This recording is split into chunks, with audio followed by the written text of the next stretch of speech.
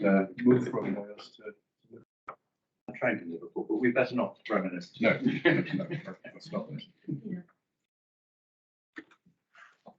Right, and It's just got in now. are you happy between you that you're logging all these documents and you'll let me have a list? So thank you very much. That's very nice. I will use a paper copy.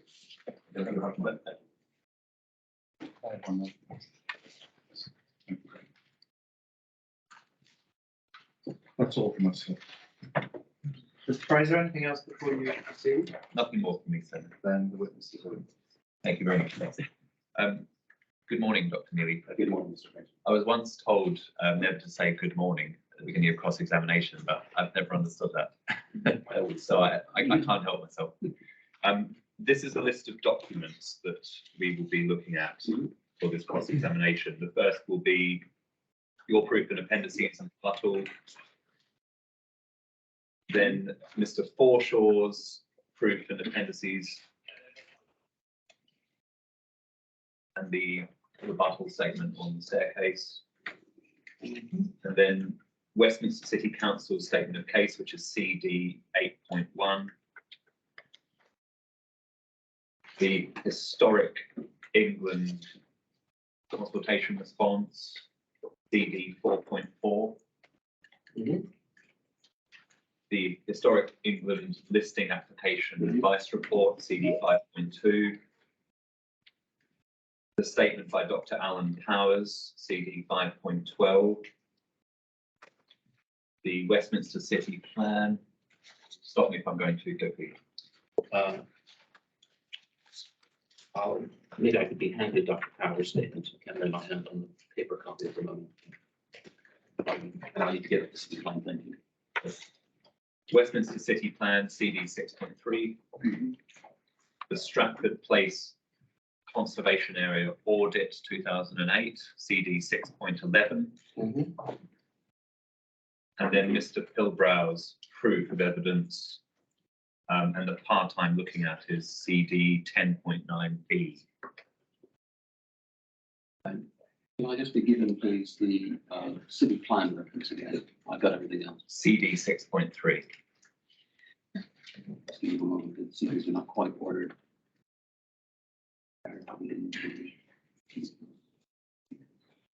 Yeah. We hold on description, they reorder in those. Oh, is that right? Okay. I think I might need the city plan. I'm having some difficulty getting it from the website. So again, perhaps it is. I'm sure there's one in this building somewhere. Well, I'm just going to go to the web and get it.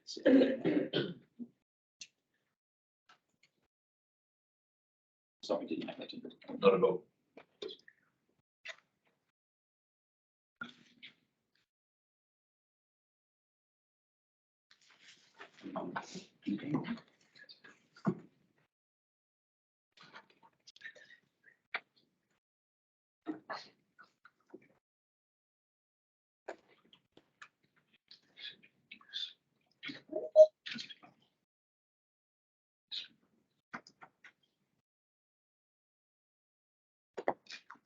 They could be sent a link to it because I'm having a hard time navigating.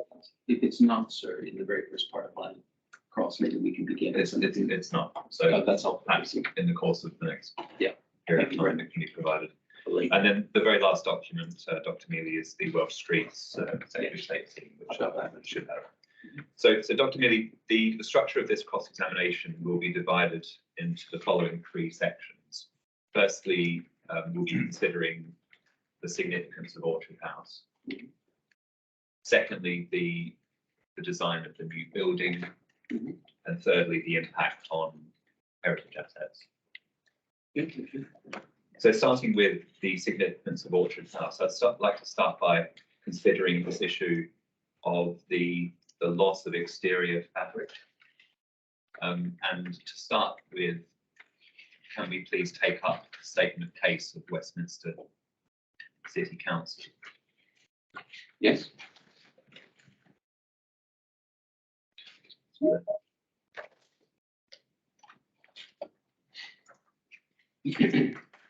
And I'm looking at paragraph 30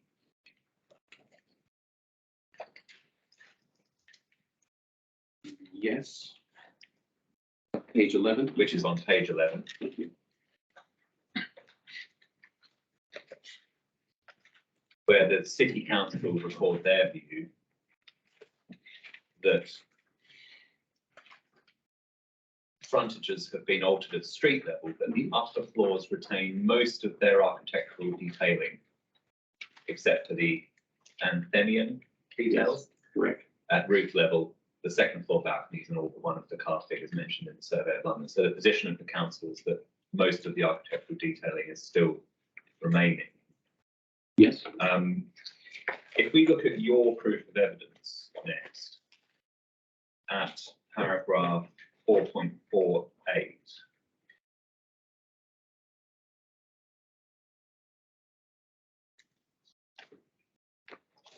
You say the building has experienced much change since its original construction, features having been lost. You then say the removal of such decoration, i.e. I think primarily you're talking about the balconies, as well as the blank stonework revealed left by the balconies, creates unattractive gaps across the facade.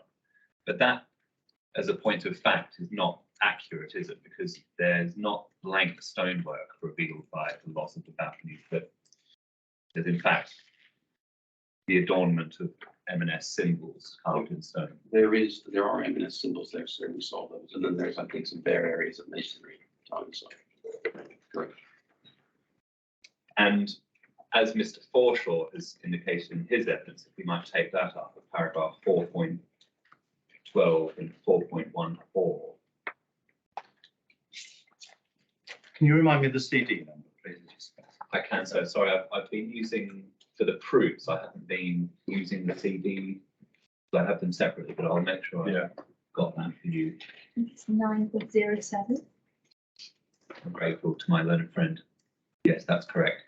9.7. Thank you. Paragraph 4.12 and 4.14, Mhm. where Mr. Forshaw indicates his view that these details are something of a minor matter and should not distract from the fundamental merits of the building, including its overall legibility, the strength of its architectural composition, and its place in the transition of architectural style at the end of the 1920s. And then we then get at 4.1, the facades of Orchard House facing both Oxford Street and Orchard Street produce a handsome piece of architecture. So it's right, isn't it, that you, in your assessment, have overstated the significance of the loss of external fabric. No, sir, I don't think that's correct. And if I refer you to 4.48 in my evidence, which is the citation, the wording I used was creates unattractive gaps across the facade. Sir, if you have my evidence. I do. Thank you. Can you turn to the previous, it's 2 pages previously, page 26. And it's you've seen the figures before of Orchard House before the alteration and after. The word I used was gaps. And the gap is if you have it, sir. Yeah, I do. Yeah, a gap is an absence of something. Yeah. And the reason why that alteration is significant, I think you can judge in the comparison, because the end bays of Orchard House, both to Oxford Street and to Orchard Street, have these flush, I call them aediculates, sort of surrounds to paired windows. Yeah. With an entablature on top, and balcony projections below are part of that aedicule composition, and their removal, therefore, is not a minor loss to the overall composition of the building, but a significant one. Because if you look at 4.13, which is the pre-altered elevation, you'll see that the effect of those aedicules, at least their intention, was to create a sort of visual stop at either end of the elevations. If you zoom. Let me just, Yeah. doing that right now. It helps to be able to get that placement. Yeah. So that there's those balconies define bays at the corners of the building. And so the balconies did have an architectural intention that goes to the expression of the character of the building, and those lost. So actually it's an alteration that has a greater impact on architectural coherence and design than just the removal of a small amount of fabric, in my estimation. The other observation that Mr. Forshaw makes on this point is that at paragraph 411 of his proof, that in any event, the various, if it was considered to have, if the loss of these external features was considered to be important, significant to the judgment, the assessment of the significance of Orchard House, then it would be easy to embark on a restoration of the building as part of a refurbishment, for example, that could restore these features. Do you agree with that? I agree, sir. It would be relatively straightforward. I mean, that application isn't in front of me. And my instructions are that that application is not in front of me. But I mean, it's fair point, but that's not what we're looking at today. Thank you. Turning now to the interior, we've seen in your rebuttal proof, paragraph 6.3, that you don't dispute the staircase being original. And it's right, isn't it, that the staircase runs the full height of the building? No, it stops at the first floor. It doesn't run the full height of the building, sir, because if you recall from my evidence in chief, when it was completed, the building had a bank in the corner. I think that occupied the space below the stair. So we stopped looking at the stair at the back of the first floor. You may recall there was a different configuration for the lower rung of the accommodation stair. And so I think that the change in orientation of the stair is a consequence of the building being in multiple occupancy. I see the stair as accommodation for the other parts of the building, which is an office use. And that would make sense for me, because even by that time, the LCC required separate fire means of escape, which is protected between uses. We heard your evidence yesterday afternoon that you regard the staircase as being ordinary. Do you accept that it makes a contribution to the significance of this non-designated heritage asset, or is your position that the staircase is neutral? I think overall, sir, I say it's neutral for the reasons I described yesterday. I described it as an expedient and an expediency you'd expect to find in any building of this period. And I drew your attention here to, and it was a little hurried across examining Kevin's chief justice. Sorry, so I'm grateful for an opportunity just to make the point again, or more clearly, that the fair isn't integrated in its design into any feature or lobby element that has a distinctive space or character. It simply discharges into a lobby that where there have a list, where lives. And likewise, I made the point that I didn't see any connection as between the handrail, which I think must be original, and the tiling scheme. And as a consequence, I didn't see the stair as reflecting any particular architectural judgment or intention. It's a sort of feature that would be done sort of as a matter of course. Whether or not it was even fully detailed by architects, I'd be surprised in the building of this nature. So that explains why I don't really see it contributes anything of real value.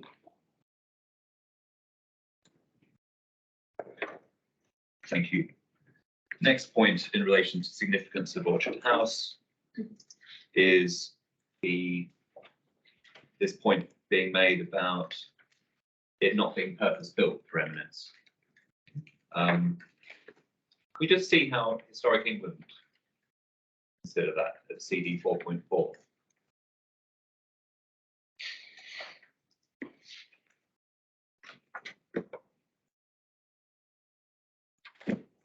So Do you have at the end of page 1, CD 4. Coming up.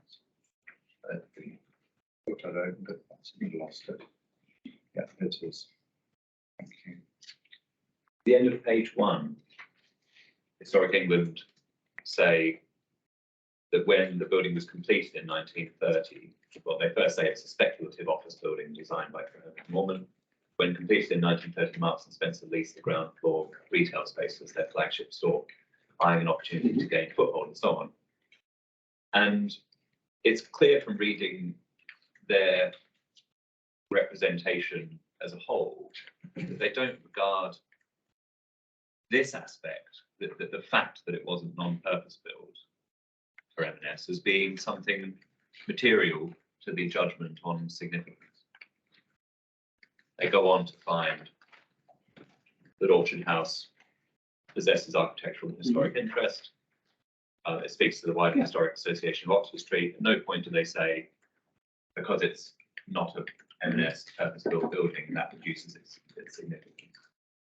I think that's fair, so they don't say that. Their assessment is based on its actual identity as a speculative mixed commercial office building. They go on later to contrast that with the Pantheon, which is further east, which you'll see, and which I think we can all accept. You may agree is a building of definite character and interest that reflects Marks, as I said yesterday, reflects Marks and Spencer's sort of company livery, really, across the country. Is that covered by the Survey of London? It isn't, but actually, sir, if you, the other reference, no, we don't. I don't think that is in the survey, but I mean, someone I'm sure can check that for you, because there are some pretty extensive extracts from the survey. I think it's one of the 6, so it might be if that's in the documents. Well, I just wondered if it was useful for me to read before I go and see it. If you think it is, let me have it, but not very well. Fine, all right. It's treated, sir, in the Pevsner. And I can't recall if that entry is in, but again, we can make that available to you. And the fact of it not being purpose-built,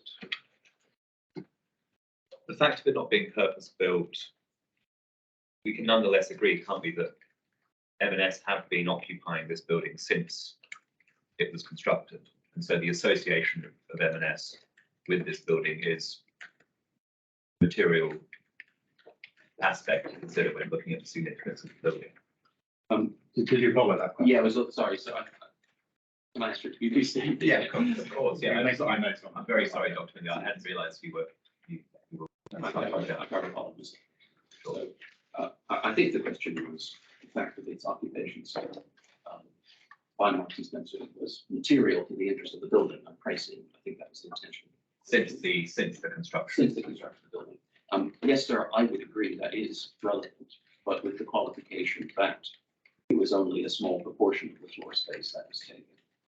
And they didn't fully occupy the floor space for would be about 30 odd years or so. And I think the question, sir, enables me to make an important point about commercial architecture in the interwar period. And to contrast buildings of this nature, speculatively built, then occupied by companies, with, say, the building type of corporate headquarters, which emerges, in late 19th century, certainly, but gains sort of momentum and impetus during the interwar period.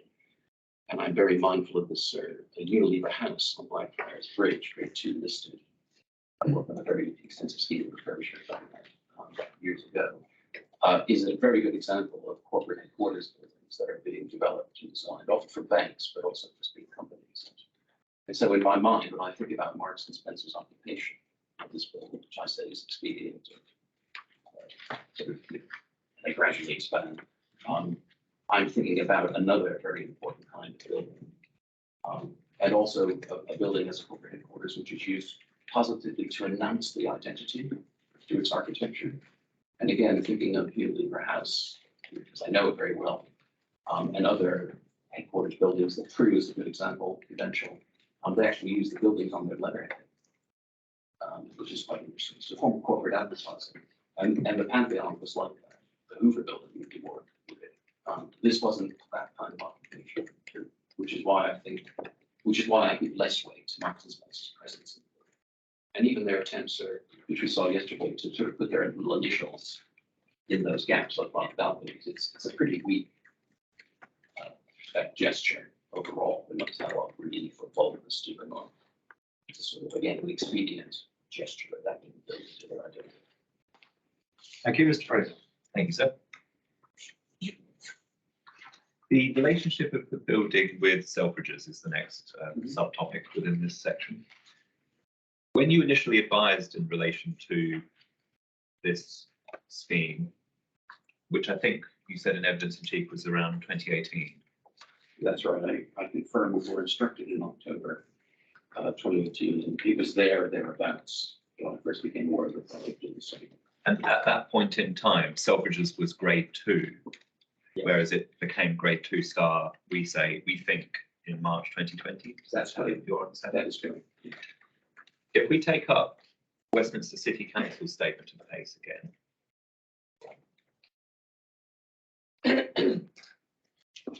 And look at paragraph 120, which is on page, end of page 32. So that was para 120. Para 120, end of page 32. CDA. Oh, it's up. And at the very end of page 32, we see paragraph 120, Orchard House has an affinity with Selfridges, which you accepted in evidence in chief.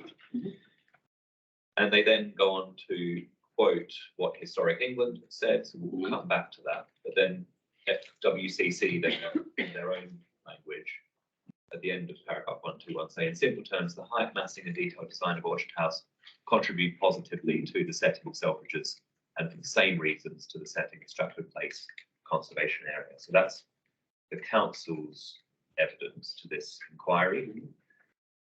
We then look in the appendices to council's statement of case.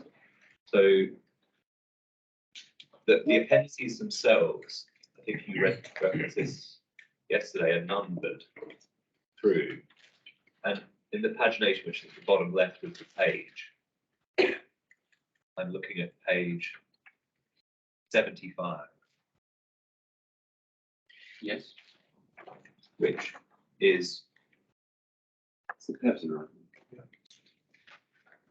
Can you give me the electronic number? I can say, yes.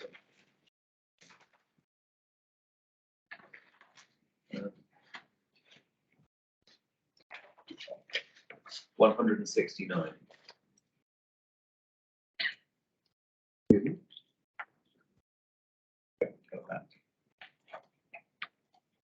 Appendix 2. That's right. And there's a photocopy of a page of a book. And the last full paragraph, this page, starting on the west corner, we see the description on the west corner of Orchard Street is Orchard House, a handsome block of buildings which harmonises admirably with the Selfridge building on the opposite corner. Yes? Yes, I see that. So that's the conclusion that's being reached there. Taking next Historic England's position, CD 4.4.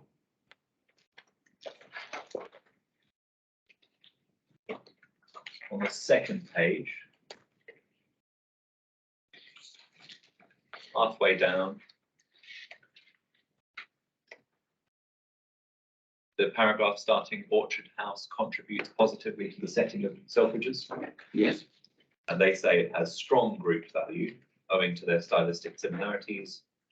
Although Orchard House does not have the same flair or quality in comparison to Selfridges, it is essentially an evolved version of the same design principles, following the trend of simplifying classical detailing in favour of the steel frame behind. And then there's some description of Selfridges and a comment by Historic England that the similarity may be owed in part to Thomas Tate, who earlier in his career both worked on the design of Selfridges and produced similar facade designs for Traherne and Norman. So that is the Historic England position in respect of the association between Orchard House and Selfridges. You refer to this in your proof at 4.56.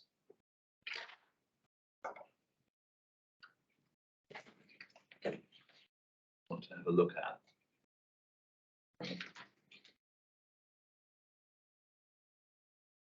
Where you say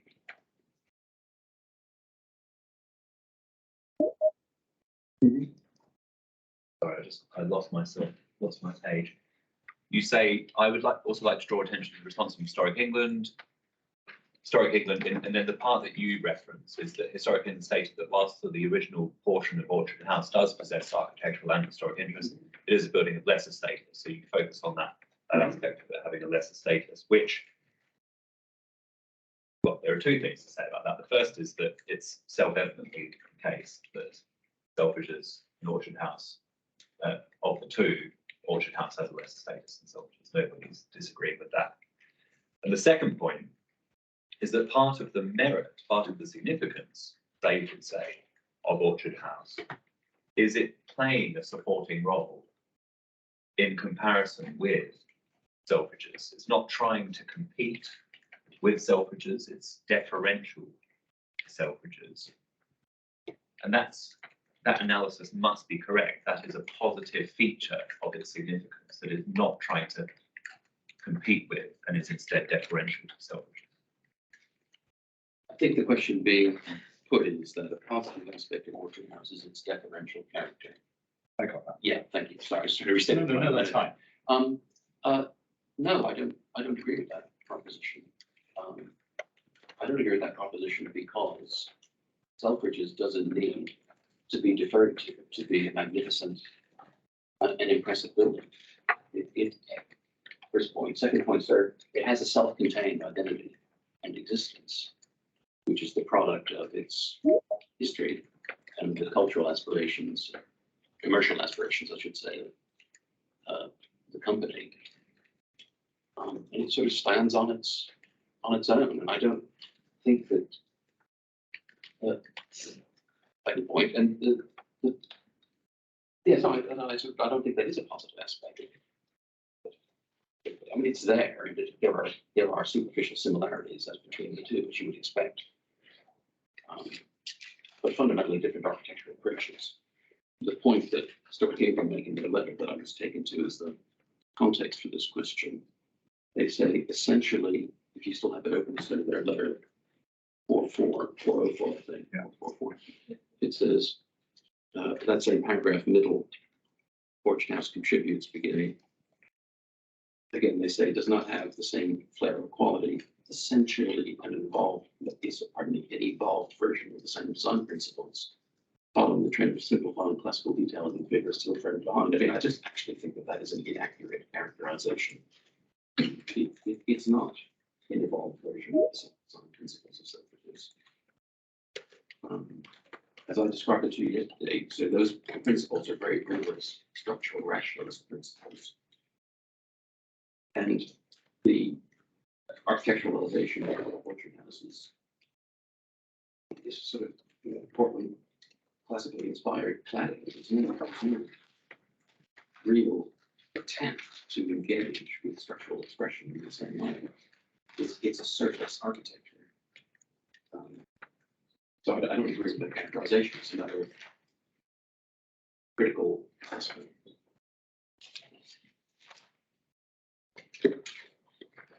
And we know from your evidence that you also reach a different conclusion to Historic England on the effect of the loss of this building. We'll park the issue of the new development for the time being. It's just focusing on the loss of the existing building. The end of the second page of the Historic England response, CD 4.4. Historic England say, by virtue of this loss, it's the last paragraph. In addition to the scale of massive proposed development, there would be some harm to the ability to appreciate the significance of Selfridges. That's not something that you consider to be the case for the reasons you previously said. It doesn't need to defer, stands on its own 2 feet, it doesn't need Orchard House. Orchard House basically has no positive role to play in the significance of Selfridges. That is your evidence. Well, that's correct, and sort of the phrase I use in my written evidence is a neutral contribution. So I adopt the language of the framework. And so I've just read that whole sentence, and they say, I just want to comment on one part of it before we move on. The loss, by virtue of the loss, telling Massey another point, there would be some harm to the ability to appreciate the significance of the of Selfridges, and actually on my scribbled copy, I've written above that why. I just, the embodied significance of Selfridges is simply not reliant on Orchard House. And the removal of Orchard House doesn't change any of that sort of rich significance that I tried to summarize for you yesterday. So it doesn't change the historical interest. It doesn't change the structure of technical interest. It doesn't change the sort of Rivera architectural treatment and as an expression of structure. Every one of those values as embodied in the building is retained entirely, in my judgment, intact.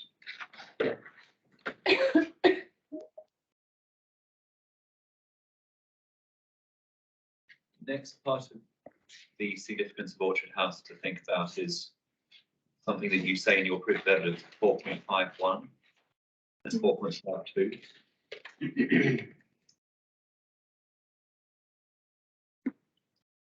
Where you say, whilst there appears to have been an intention in the building's original design to continue the cornice line of the neighbouring Selfridges building, the success of this relationship is diminished to my eye by the plain attic story above. This does not bring the composition to a definite resolution, which would have been justified given the prominent corner location. The consequences are somewhat top-heavy appearance, and the surviving detail is not refined. Can I ask you to take up Mr. Forshaw's appendices to his main proof? And right at the end of them, there's a series of photographs. Mm-hmm. And the photograph I just want to look at is photograph 22. Mm-hmm.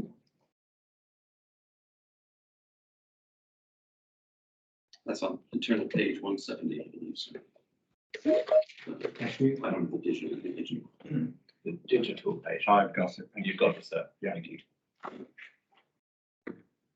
And we can see from this photo, can't we, that Selfridges, like Orchard House, has got an element above the cornice as well. And the point that Sabin just made is there is nothing self-evidently top-heavy about Orchard House when looked at from this angle. It's still only a single floor in comparison with the number of floors below the cornice line. And so, do you stand by your criticism of the addition of a single story above cornice lines as creating a heavy building? Yeah, absolutely. So just to answer the point, if you turn back a couple of pages, the answer is yes, sorry. Turn back a couple of pages to 167. And you're going to hear this, sir. We were here. And Mr. Forshaw did make the point to you about the view where you see the two of them together at the top of North History. Yeah. So there, sir. And bearing in mind, you don't just see it building from one point, you appreciate it in the round. That photograph is a very good place to, I think, makes the point I was making. And the point here, sir, is really about the relative scale of the entablature to Orchard House and the simplicity of its detailing as against the fully expressed story of the attic floor, which is fairly simple in its architectural detailing, and so lacking any of the ornamentation that you find in the lower part of the building. And instead of, I think, coming to the edge of the sky with a sort of delicacy, it's just a kind of blunt treatment. And this is one of the details that made me write in my evidence that I thought the building suffered from a kind of autonomy in the design process. Not surprising, it's my perspective also. If we turn then, sir, to the photograph to which I was taking, turn back, I should say, to page 170.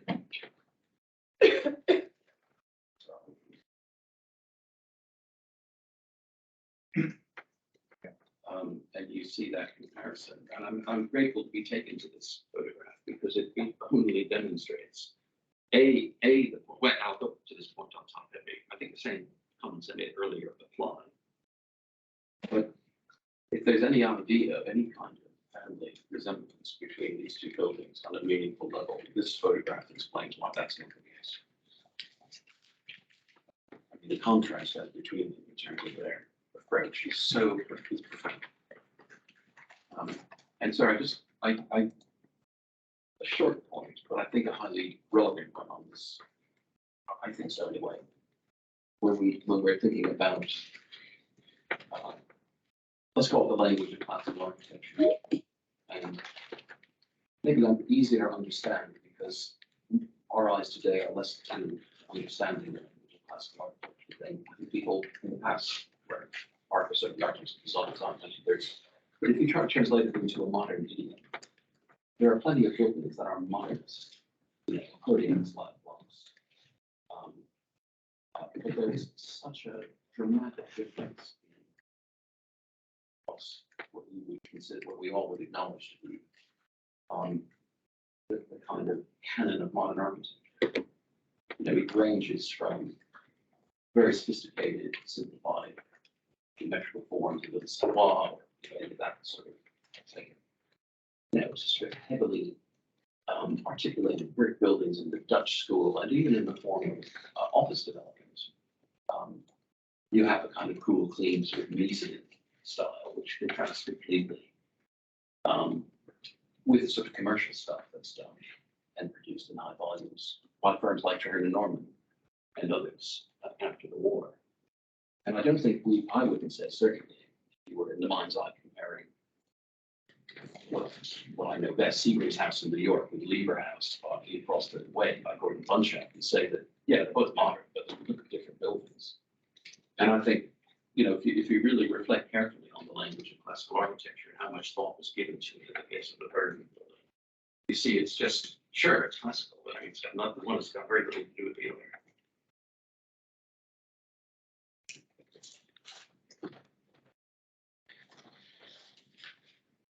Moving on from the issue of the relationship between Orchard House and Selfridges, Historic England, turning back to CD 4.4,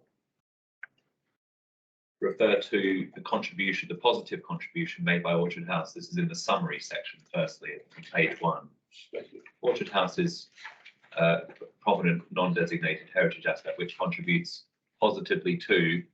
Then we have the setting of Selfridges, which we've already looked at, and the historic retail character of Oxford Street. And then we find further down in the second page, first full paragraph, after looking at the building itself, Historic England State, it also speaks to the wider historic association of Oxford Street with department stores, most of which date from the same period.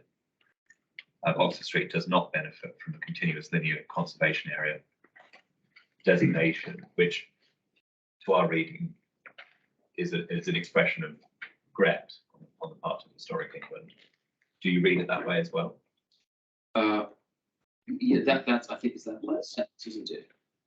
It also speaks to the wider historic department stores. Yes.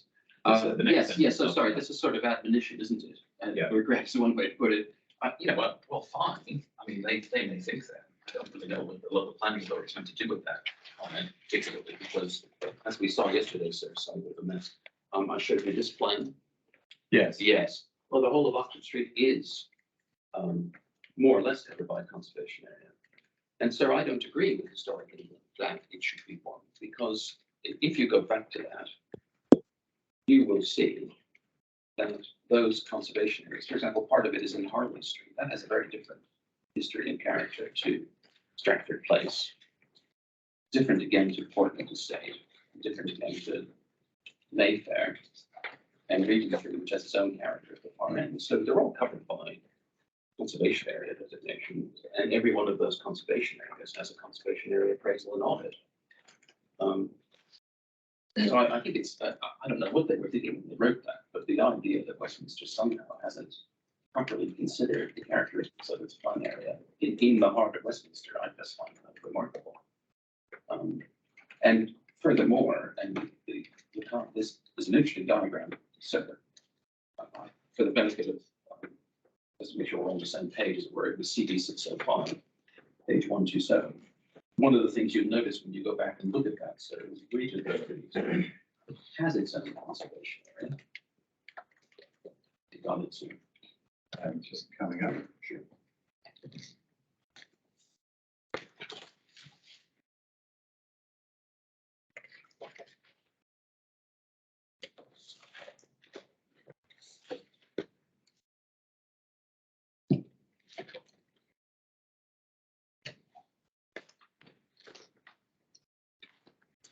Yeah, got that. Yeah, so sir, if you look there, you see that that identifies all of the conservation areas roughly in the West End. Yeah.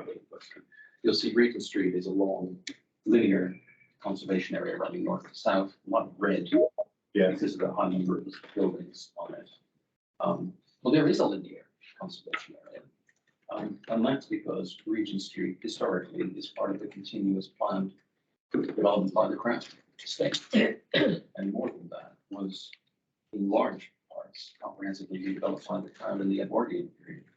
And I'll just also point to another example in Westminster, which is the Kingsway Conservation Area, which I mentioned yesterday in evidence. I do mention my written evidence as well, where the conservation area boundary is drawn around the London County Council improvements that created Old Ditch and the Kingsway.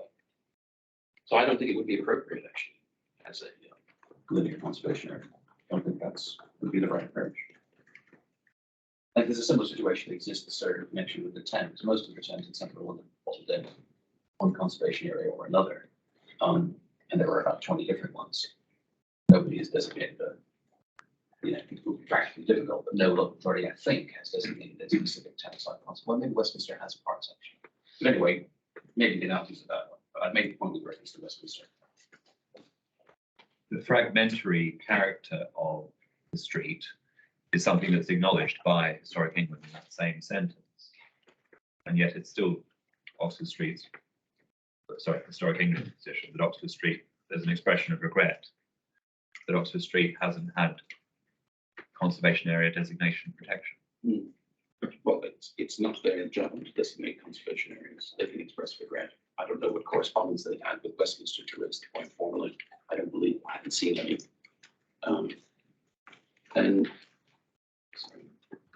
But there was one further point, sir, I wanted to comment on in that second paragraph, but I got a little more detailed answer on that conservation area point.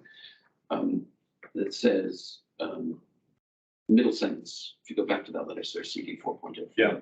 You're there, sir. Middle sentence. It being Orchard House also speaks to the wider historic subject of department stores. Well, the other one where I've written does it next to it because it's not purpose built as a department store. It's purpose built as a speculative office building. The use, I understand that. Presence of Marks and Spencer's certainly contributes to the character of Oxford Street. Therefore, if it can be contemplated, Marks and Spencer's leaving would undermine that character. But yeah, I don't. As a matter of architecture, it's so varied, and this is the purposeful department store. On the basis of that answer, do you or do you not accept what Historic England say about the historic association that Orchard House speaks to of Oxford Street with department stores, and that being a material contribution to the significance of Orchard House? Yes, I think I beg your pardon, sorry, I didn't. Do you disagree with that? No, so I think I'm agreeing with that proposition from the point of view of use, and I think early in this evidence, I was asked if I thought Marks and Spencer's presence over time was material to the interest of the site. And I think yes, I think it's the same point.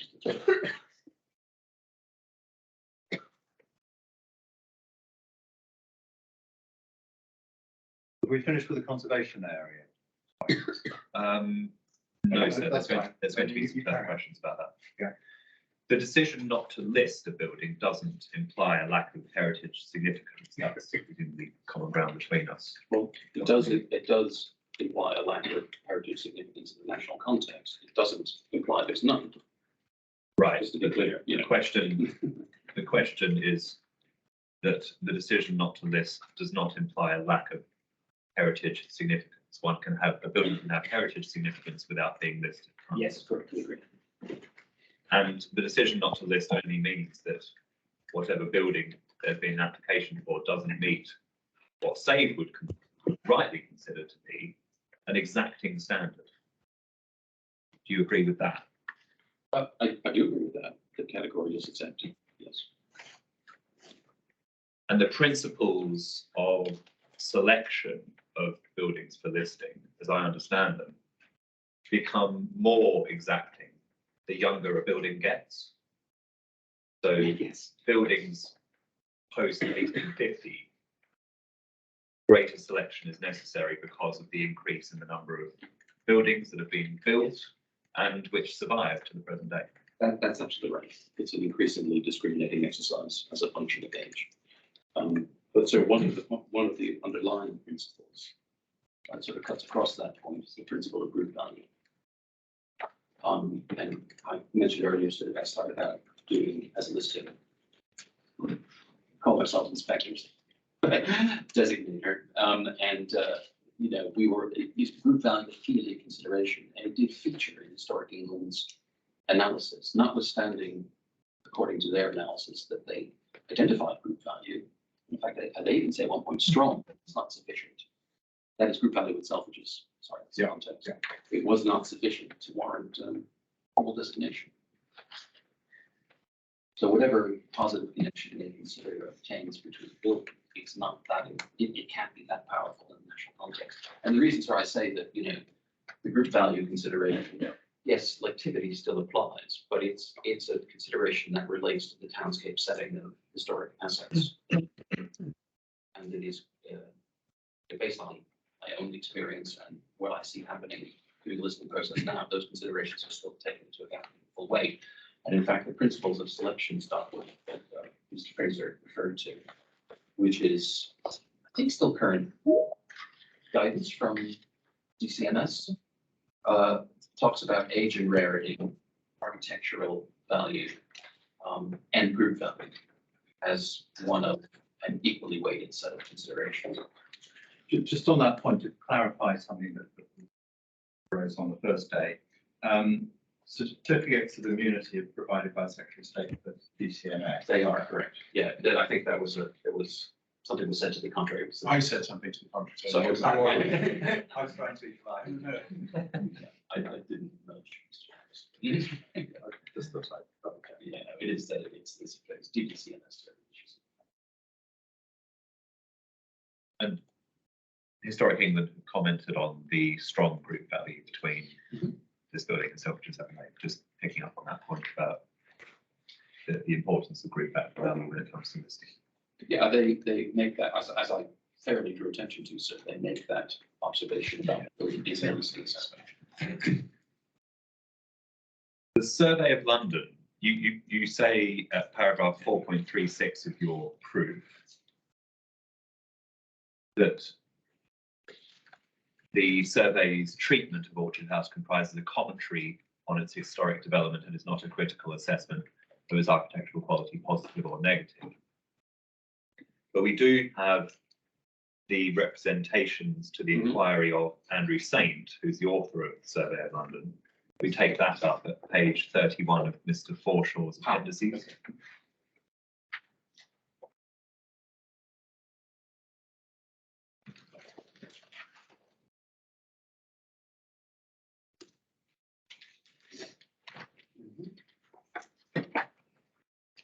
So Survey of London, not a critical assessment, positive or negative. Comments of Andrew Saint, former general editor of the Survey of London, Emeritus Professor of Architecture at the University of Cambridge. First paragraph, I've been asked by Save Britain's Heritage if I would write in support of their case in connection with the forthcoming planning inquiry about the M&S building in Oxford Street. This I'm very willing to do. And then he goes on to make some further observations, all of which I'm sure the inspector will take into account. And the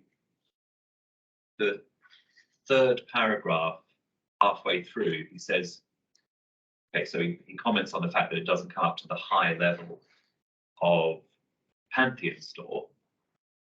Which is, he says, Okay, I found this on the web for high levels of Pantheon. I'm really sorry. That's a Siri, which normally like disabled. I'm very, very sorry. I'd love to know what they came up with. I really am. No idea. Let me just. It must have been something that I said. It sounded like Siri. I'm gonna pass this. I turned it down. So I'm actually sorry. Okay, we're on the letter. Which paragraph? Third paragraph. the sentence beginning nevertheless, it is a very decent stone building. So Yes. the comparison that Yes.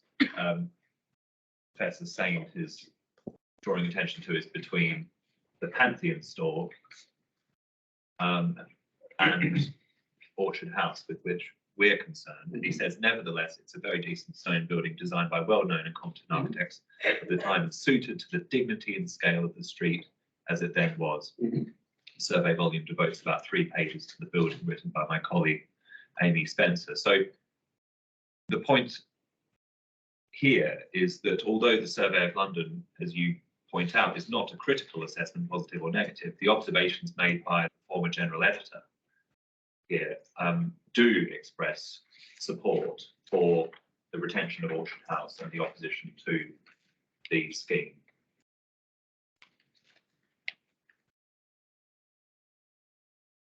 Yes, I don't read. I used to work for Andrew. I don't read this as a particular comment on the demolition for aesthetic reasons. Professor Sanders said what he said in paragraph 30. He says aesthetics apart, this is a serviceable building. And then he says, I entirely agree with the opponents of its demolition. You argue that we actually should not be destroying such structures with bullet road. And so it seemed to me when I read this, and I was interested to read this because I know the individual well and respect him, of course, that I saw this as giving a view on the building, which it seems to me is entirely within the factual account in the survey, which describes it as a typical building. I commented in my rebuttal, sir, on a very decent stone building, what I think that means, and I disagree with it.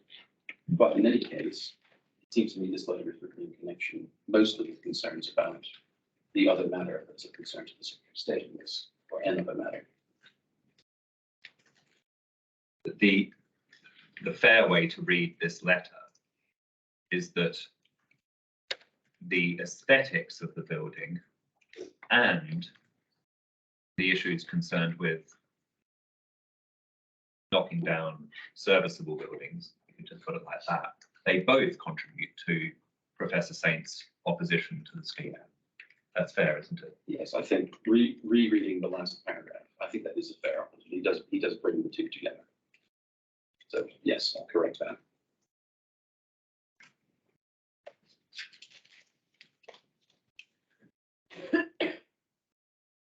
So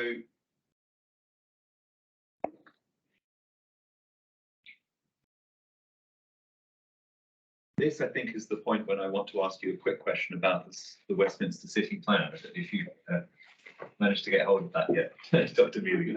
Check my email. It's not a long passage of the cross-examination. So perhaps the amount of time being spent is disproportionate to the point. I do question. For some reason, my computer is not liking. I don't know if there's a hard copy of the plan somewhere. Yes, I was being told when it was sent to me. Sorry, that was the off noises off comments. Yeah, I got it. Thank you very much. I appreciate it. Sorry for the difficulties. No worries. Where are we going in this document? We are going to paragraph 39.27. I'm just going to get a page reference for that. Give me, sir. 155. 155. I'm grateful. And this is where the plan in the supporting text to policy 39 is talking about non-designated heritage assets. And the paragraph reference again, please. 39.27 on page 155. Yes. Yes, thank you. And the plan says, although the highest level of protection will be afforded to designated heritage assets, non-designated heritage assets also contribute positively to Westminster's historic environment. And that's presumably an observation in the plan with which you yourself agree. Of course.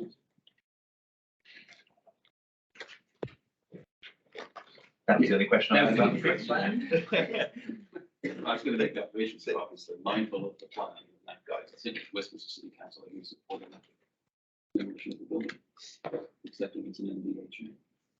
The exclusion from the conservation area boundary is the next topic within this significance. And so just to give you an indication, I want to cover the issue of the exclusion of the conservation area boundary and then we'll look at this Welsh Streets decision. Okay, And it might be that before we then get onto the new building, that's a convenient moment to have that's a fine. short adjournment. Yeah.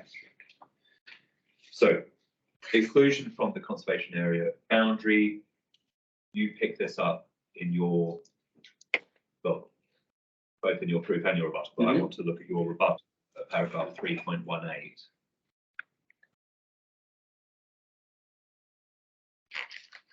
Where you pick up on something Mr. Forshaw says. Mr. Forshaw notes that it's curious that Orchard House is not included within the boundaries of one of the surrounding conservation areas. You then say it's not curious, it's a fact, an obvious result of a deliberate choice. So just want to pick up on a couple of things in relation to that point. And firstly, we can agree, I hope, on the dates of when these conservation area boundaries were last reviewed. So our understanding is that Stratford Place conservation area was the boundaries were last reviewed in 1990. Is that your understanding? That is my understanding. It's in the conservation area. Review. Well, and including some alterations. That was the alternate. There's it, yeah. Both, yeah. There's not been a review subsequent to 1990, but All right, well, I'll pick this up with the witness, but I understood. Well, when were the conservation boundaries last reviewed, and including decisions taken not to alter? okay, so for that, sir, we have to go to CD 6.11, I think, which is the conservation area appraisal. In Westminster, sir, I think it's right, including in this one. That's the audit. The audit, correct. 2008 audit. I think usually does contain dates of review. So, well, there are a number of dates. So yes, sir, if you go into that document at page 49.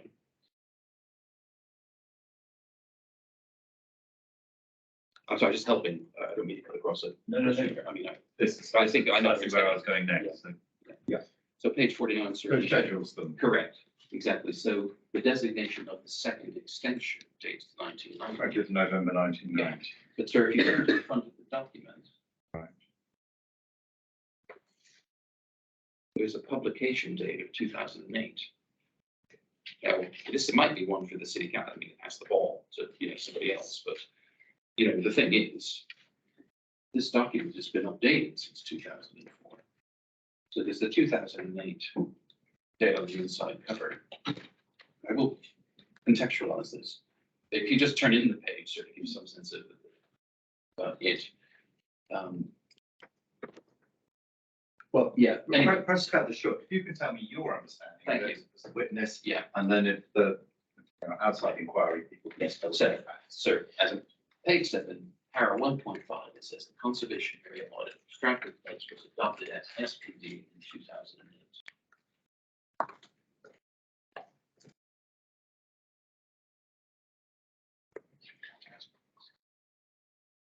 Yes, and as a competent authority, particularly competent in conservation matters, it would have been obliged Westminster to have reviewed document to ensure it's up to date at the time of adoption. That is just obvious. And the second point is, since 2008, I know Westminster has been gradually updating its conservation area appraisals on a continuous basis. I don't know the circumstances of why one comes forward and why one doesn't. So I think that whilst it was less formally extended in 1990, it must have been reviewed in 2008.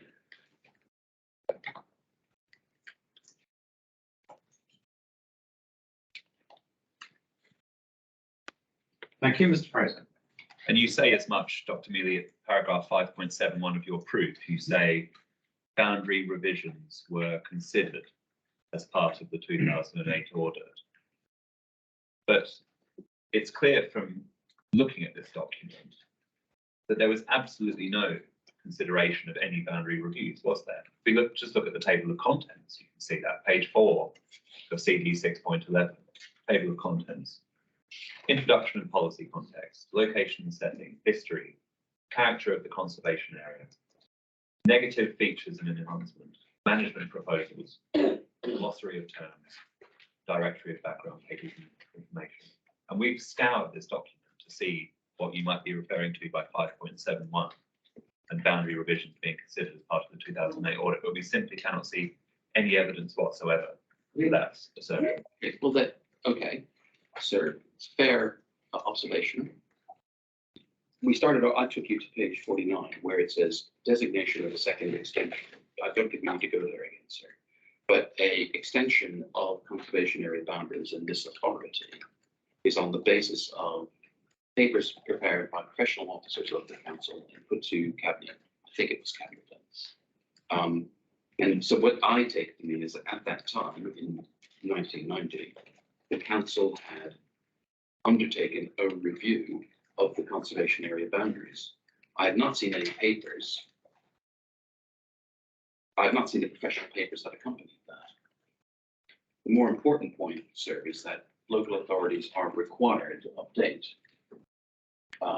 to keep under continuous review their plan area as a consequence of Section 69 of the Planning and Stability Conservation Area Act. The first point. Second point is Westminster also, as part of the adoption of the city plan, would have to have reviewed its SPDs in connection with the evidence base for that plan. It would have been remiss of the authority simply to have not asked itself the question, is everything up to date? I mean, particularly given the emphasis in the city plan, as indeed previous plan, the UDP before that, on conservation. Sorry, that's a duty incumbent on all authorities, but there's particular focus on this.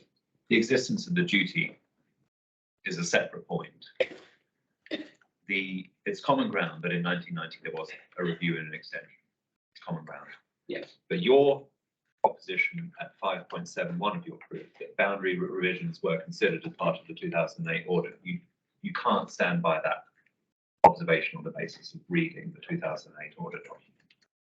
Sir, I think it's a fair, so no, I can't.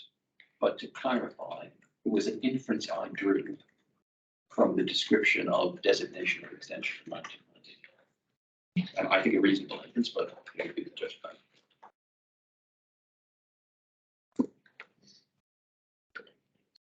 Mayfair Conservation Area, 1990 was the last review and extension. Mm-hmm. And Portland Estate Conservation Area, similarly, 1990, last review and extension. That's my understanding, yes. So in relation to all three of the conservation areas, 32 years ago was the last time there was a consideration of boundary reviews, the conservation area. And that is at a time when Orchard House as a building was a third younger than it is now. Yeah. Yes, and yes. And that was, of course, a different time when there were different perceptions of heritage significance. And perceptions of heritage significance can change over time. Selfridge being a good example of that. Only 2 years ago was the upgrade from grade 2 to 2-star. Do you agree with all of that? Yes, of course, perceptions of significance can, in some cases, do change over time. But that doesn't gainsay the general point I made, sir, that in Westminster, these matters are kept under review where the city council feels they are out of date. My understanding is they have been updated or in the process of being updated, and that they were reviewed at the time of the local plan preparation as part of the evidence base. Neither does it get away from the fact that Westminster regularly applies these documents prepared on the basis of 1990 appraisals and development control decisions and refer to them in committee reports. The city council must consider they're up to date and valid and relevant. You refer to the evidence base in your answer to the local plan. Which part of the evidence base do we need to look at? Well, In relation I to say this. I don't understand the word part of the evidence base of the law, but if that's wrong, then I'll be We correct. need to know what part of the evidence base you're referring to, Dr. Neely. Well, I understood as part of Westminster's new local plan, so that they had an understanding of the conservation area radius. And that I don't have a specific reference to that. If that's an overstatement, then I'll withdraw that comment. But I just assumed as a matter of course, Westminster would have. SAVE's position is that there was no consideration as part of the evidence base of the local plan to consider boundary revisions to the conservation areas. If you or anyone else is able to find something to gainsay that, then we'll consider it, but that certainly SAVE's position. Stepping aside from that observation, now that it's recognised that this building, as a matter of common ground, is a non-designated heritage asset, which is adjoining a conservation area, not just one. And it has, in historic England's eyes at least, a group value, a strong group value with a building inside the conservation area. It makes it a highly obvious candidate for extension, doesn't it? I don't think it does make it a highly obvious candidate for extension because the building is embedded or surrounded by buildings of much inferior quality and it's been altered. I wouldn't assume that. And it's correct, isn't it, that there are many buildings within conservation areas which are not non-designated heritage assets. That is correct, as a matter of fact, yes.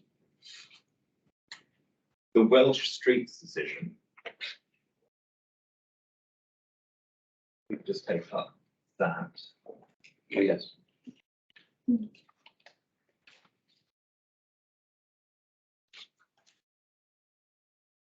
This was a scheme for the demolition of existing buildings on a number of streets.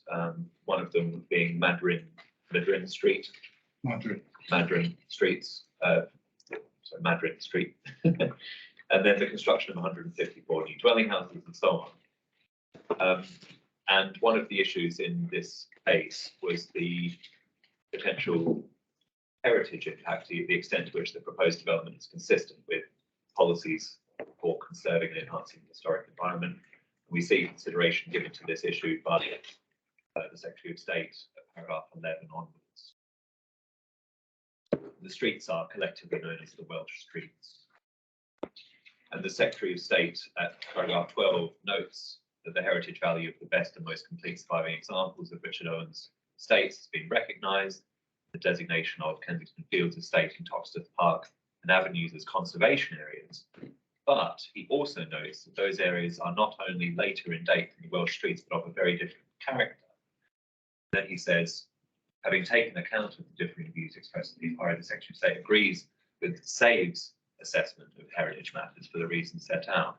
Specifically with regard to the Beatles, although Ringo's birthplace at number 9 Madryn Street would be retained together with part of Madryn Street, only a stub of this terrace would be saved.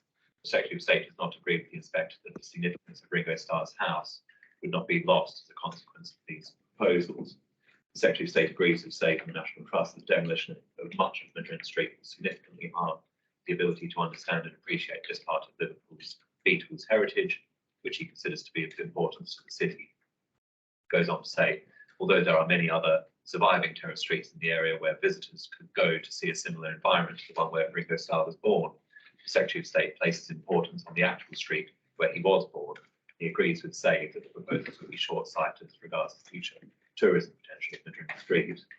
And then at paragraph 13, for the above reasons, although the Welsh Streets are non-designated heritage assets, the Secretary of State does not agree with the inspector's conclusion that these streets are of low significance for Liverpool's heritage. The Secretary of State considers that the surviving built and cultural heritage in the Welsh Streets is of considerable significance for the above reasons, and that the proposal would have a harmful effect on the significance of those streets as a non-designated heritage asset. Then we have consideration of paragraph 14 of the impact on the conservation areas, noting that the proposals would be outside the conservation areas with little intervisibility. However, the Secretary of State has also given careful consideration to SAVE's assessment in view of the functional relationship between the Welsh streets and the two conservation areas, and notwithstanding the limited intervisibility, he agrees with SAVE that the Welsh streets are an important part of the setting of the conservation areas. And then he sets out, given the harm considered below to the setting of listed buildings, being an integral part of the Princes Park conservation area, the views considers that the proposed scale of demolition would have a detrimental impact on the setting, character and appearance of the Princes Park conservation area. Disagreement then with the inspector, there would be no harm to the conservation area, some harm rather than no harm, and attaching considerable importance and weight to this. And then finally, paragraph 15, the Secretary of State looks at the listed buildings, and I'm not going to continue to read that out. Points to make about this. Firstly, there can be non-designated heritage assets of considerable significance, even though not listed. That's paragraph 13. Yes, sir, there can be, but like listed buildings, non-designated heritage assets will vary in their quality. So not all grade 2 buildings are of equal significance, and that which is self-evident and accepted. Every case has to be judged on its merits.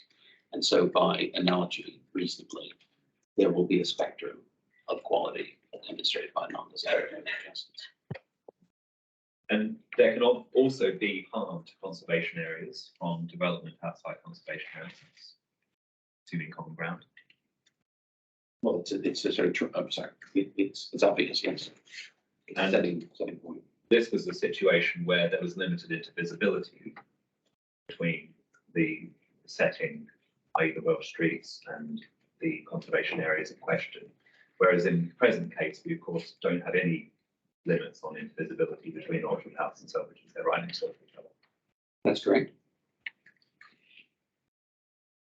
So before leaving this there, I want to make 2 observations. First observation is, and sorry, is there another question to follow? Feel free. Yeah, thank you. I think it's a response to a question because there are qualifications to the questions I was asked. The first observation is that the, and it's trite, every case on its merits. The quotes that I was taken to in the Secretary of State's letter describe the particular circumstances, don't have the information in front of the inspector of the Secretary of State, but notwithstanding that, even on the outline description in the Secretary of State's letter, the facts are very different. And then I just would reflect a bit further on another difference. And I was maybe not as familiar as you with Liverpool, but I know Liverpool pretty well.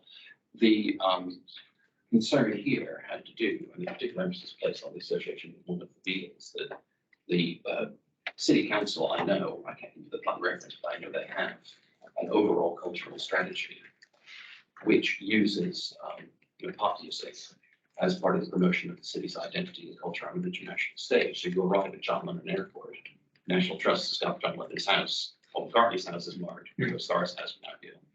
And the other observation I did the same here is that whilst the house was being removed, the rest of the street was being retained. The rest of the street is being removed. And of course, and you know in these parts of Liverpool, the street after street, relatively ongoing buildings, really speaks volumes about the scale of the working class in Liverpool at the time, also of means, and also as remnants of strong community values which are documented. And then there's the whole association, which is why I put it in design case study from historic England,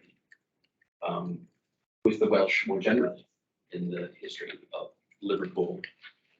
And so if you take up that submission with that further document, it's probably the second page, and then rather annoyingly they don't turn in the normal way and come out rather small, but the Welsh streets that you see that are being described are shown on a colored plan.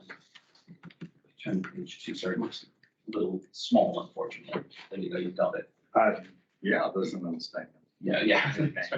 Anyway, I think notwithstanding the size, and you can see the thing and enlarge it on the little bit. Okay. It's a very extensive neighborhood. Has a consistent and coherent grade, notwithstanding different dates of construction. And over 400 houses, and this was one house in one street with some of the strongest historical association. So I think the facts are so different. One last point before we can move on from the significance of Orchard House. I just want to, and it's not strictly speaking about Orchard House, but it fits in this section a bit more, and that's Park House. Just a couple of questions on Park House.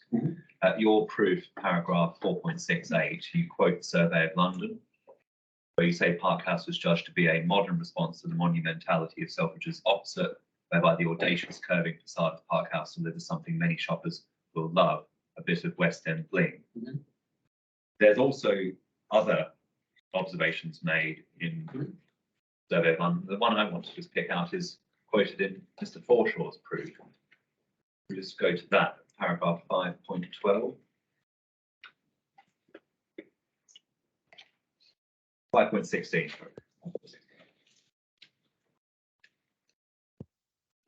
Last sentence.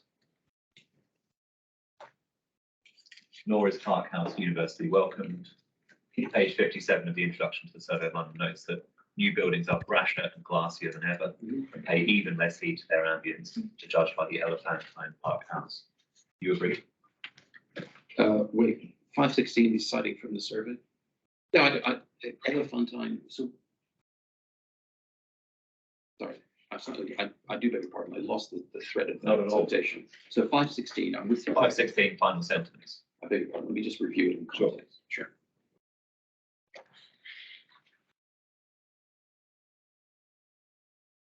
Yes. New buildings are brasher and glassier than ever and pay even less heed to their ambience. Ambience, I guess their environs or setting is what is meant by that. Judged by the Elephantine Park House. I mean, there's a lot of very subjective and disparaging judgments in there in the survey, which I think reflect a kind of, I'll be very careful in what I say, snobbery about buildings with a sort of populist quality, referred to earlier as Bloom. That building was judged to be acceptable by the city council.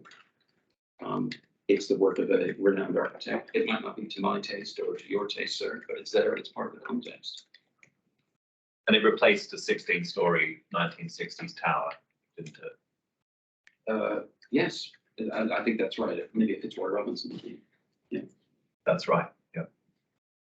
And the roof has been carefully modelled with regard to limiting impacts on views from North Audley Street. Do you agree with that? I infer that's the case, sir, because the roof drops down to the east, which point I made in Livingston Street. So that would be an appropriate point. Splendid. What should we take? 15, 20 minutes till 11:45. Inquiries adjourned.